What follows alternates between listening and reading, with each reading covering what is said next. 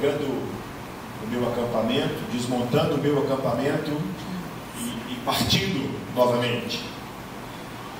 Mas eu fiz o meu acampamento, eu tive que parar a jornada e acampar.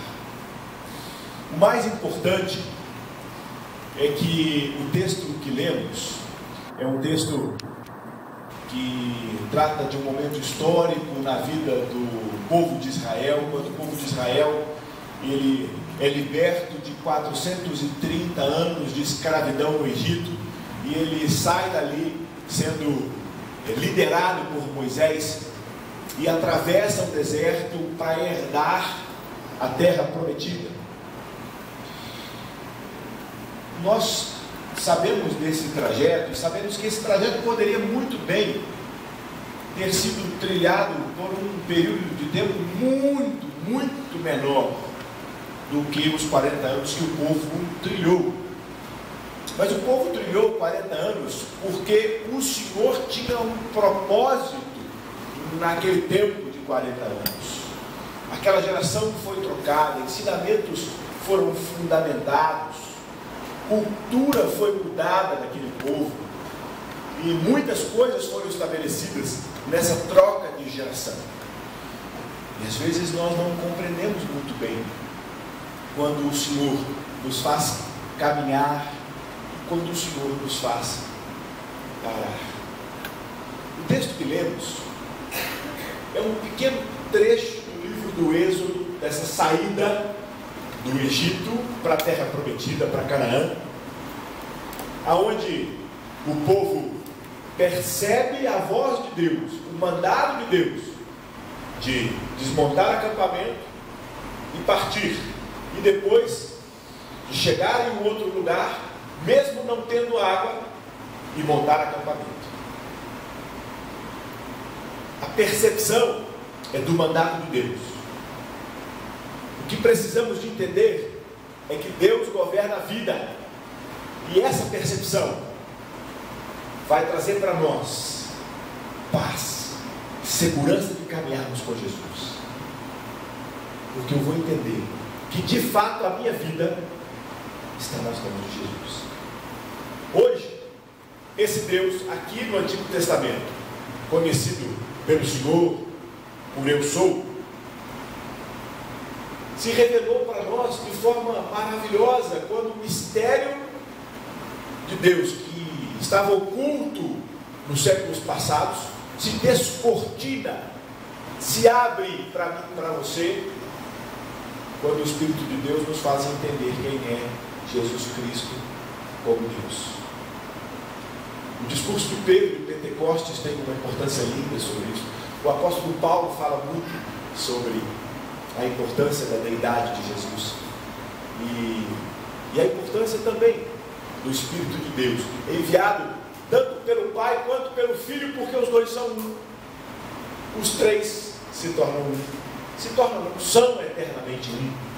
E a gente precisa de entender que esse Deus, que às vezes olhamos para as coisas do passado e vemos como o arquiteto que planeja todas as coisas, ele vem executar tudo aquilo que foi planejado na figura de Jesus, e agora vem sustentar tudo aquilo que ele planejou e executou pela presença do Espírito em nós hoje.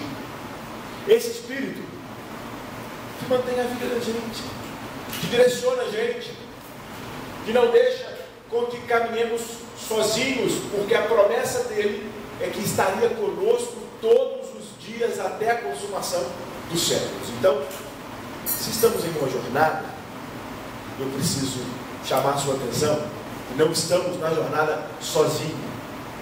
Nós não estamos sozinhos.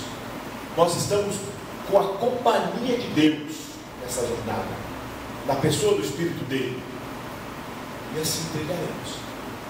Pedro, o apóstolo, quando escreve a sua carta, a sua segunda carta, ele vai falar que nós somos peregrinos e forasteiros nessa terra, que estamos trilhando como peregrinos, não pertencemos a essa terra, passamos um tempo aqui, e assim trilhamos uma jornada.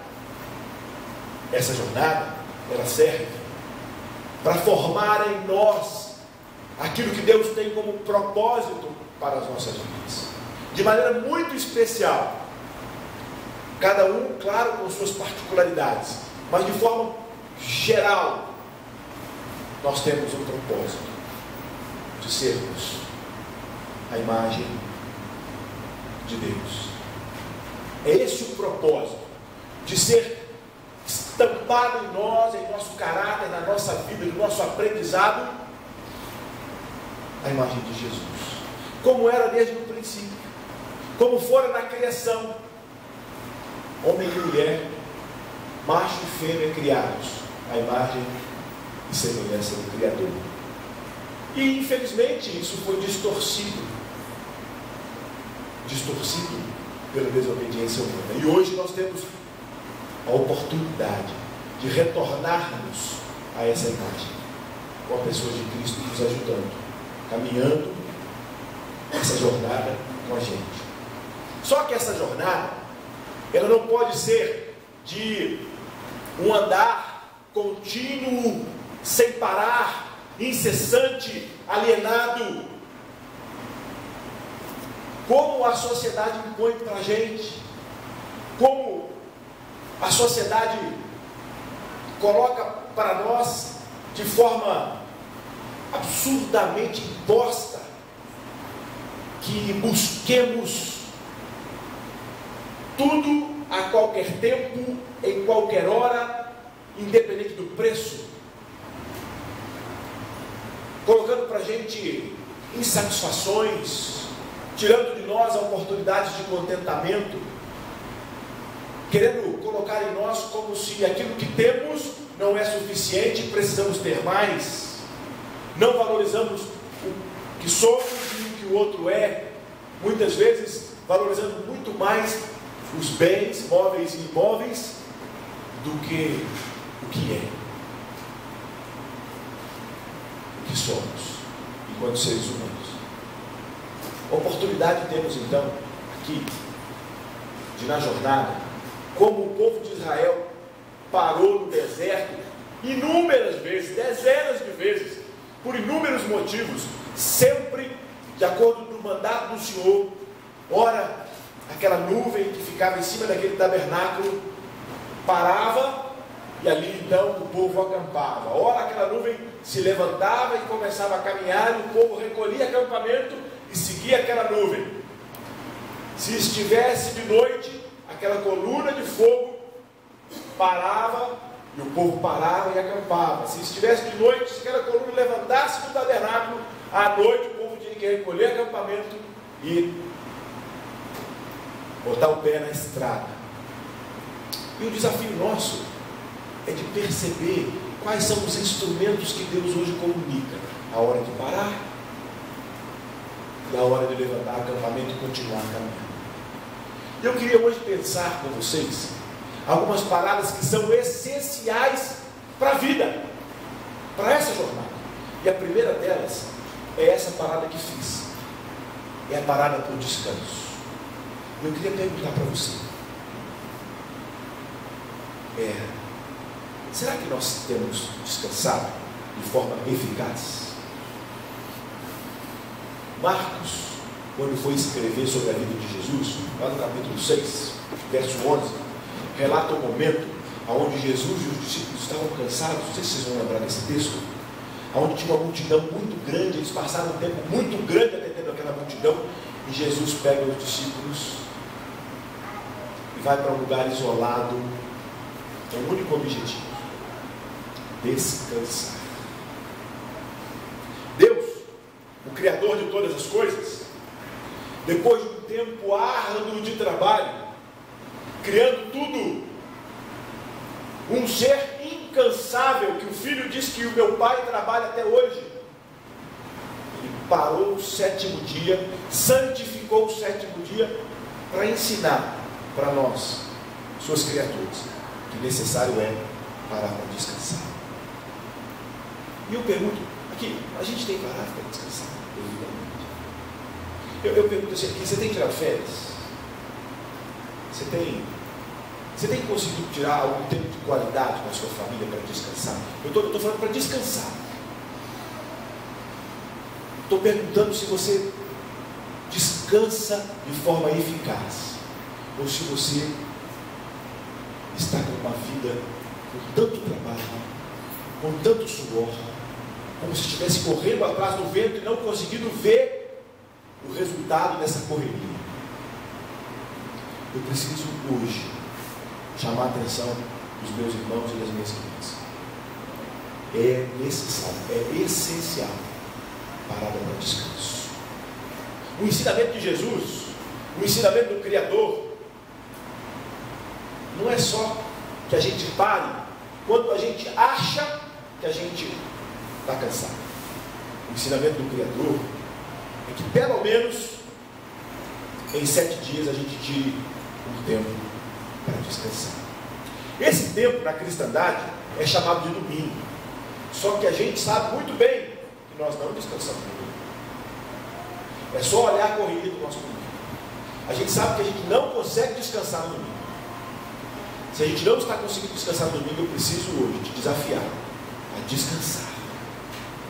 A descansar. Porque se nós não descansarmos, nós não viveremos. A segunda parada que eu preciso desafiar a sua vida é a parada para agradecer. Lembra dos 10 leprosos que foram curados por Jesus?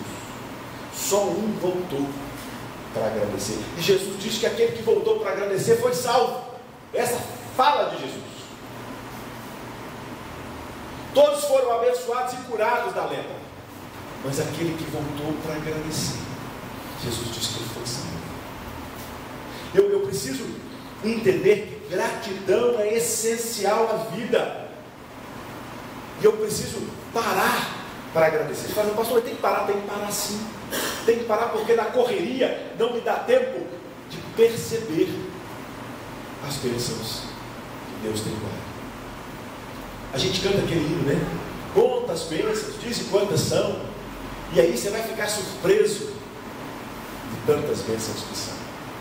Aqui, você tem parado para contar as bênçãos? A gente tem feito isso no finalzinho do calendário litúrgico, todo ano, na última semana de novembro, quando paramos no dia de ação de graças, na última quinta-feira de novembro. Eu pergunto, uma vez ao ano é suficiente para agradecer a Deus? Não é suficiente. Eu preciso agradecer todo dia. Eu preciso agradecer porque respiro, porque tenho condições de levantar da cama, porque tenho condições de tomar o meu café, de trabalhar, de viver, porque tenho roupa, porque tenho leito para dormir, cama, porque tenho teto, porque tenho família, porque tenho amigos. Eu preciso agradecer porque muitas coisas não me contentam. O povo no deserto recebia maná todo dia. Aqui, eles não queriam maná, eles queriam carne. O maná estava ali todo dia, insatisfeitos. E a gente fala mal deles, e a gente esquece que a gente é humano tanto quanto. E a gente reclama daquilo que Deus dá. A gente não agradece. A gente não agradece. A gente tem saúde, que falta a muitos, e a gente não agradece pela saúde. A gente tem trabalho, e a gente reclama do trabalho, que também falta a muitos, e a gente murmura e reclama do trabalho. A gente tem família. Aqui, a família da gente não é perfeita mesmo não. Mas a gente só sabe reclamar da família e não faz nada para a nossa família melhorar. A gente tem igreja, comunidade de fé. E sabe o que a gente faz? A gente reclama da igreja. Nem orar pela igreja a gente ora. E a gente esquece que quando a gente reclama da igreja, nós estamos reclamando de nós mesmos que somos a igreja. A igreja não é instituição, a igreja é a gente. Se eu falo da igreja, eu estou falando de mim. Ah, a igreja não fez isso. Aí você está dizendo assim, eu não fiz isso. Não é assim. A gente tem amigos e a gente fica assim, poxa, fulano não me ligou, poxa, fulano esqueceu de mim, não mandou nem um toquezinho lá no Facebook. Aí eu pergunto aqui, você ligou para ele? Você perguntou como é que ele está passando, você está precisando de você? Percebe como que às vezes somos tão centrados em nós mesmos que reclamamos e não olhamos o outro? Se a gente quer ser abençoado com um telefonema, dá um telefonema. Você quer ser abençoado com um sorriso? Dá um sorriso. É simples assim. São sementes que plantamos e que naturalmente elas vão brotar e vão retornar para nós. E eu preciso entender isso. É simples assim. É simples assim. Às vezes, estamos na jornada, como o povo do deserto estava, com as nossas sandálias, que duram décadas sem se desmanchar. Como o milagre das sandálias que estavam nos pés do povo de Israel. Aqui, aquelas sandálias não se desfizeram durante décadas. E a gente quer saber. A gente quer ter, a gente quer qualquer outra coisa, menos aquela sandália que é instrumento de milagre de Deus. E eu preciso hoje desafiar o seu coração, para que nós não nos rendamos a essas insatisfações humanas mesquinhas, que sejamos gratos por tudo aquilo que temos, porque o que temos hoje é suficiente, tem sido suficiente, tem sido suficiente. É claro que Deus pode dar mais, mas a gente precisa agradecer pelo que é, pelo que há, pelo que existe. Agradecemos ao Senhor. A terceira parada que eu preciso hoje desafiar o seu coração é para refletir. Por que refletir? Porque precisamos reorganizar os nossos pensamentos, reorganizar a vida, reorganizar a família, as ações. Reflexão, a gente aprende a viver, a gente valoriza aquilo que já passou. Reflexão, eu repenso, reorganizo. Mas a reflexão não faz parte da minha cultura ocidental. Mas eu preciso te desafiar a refletir, a parar para meditar e refletir. Eu preciso ser manso. É na mansidão que refletimos.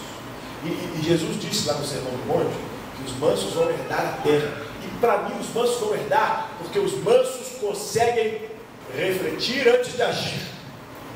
Os mansos conseguem pensar antes de executar. Eu preciso hoje desafiar a sua vida para refletir antes de fazer qualquer coisa, antes de falar qualquer bobagem, antes de agir, antes de tomar qualquer atitude. Reflita, pensa, medite.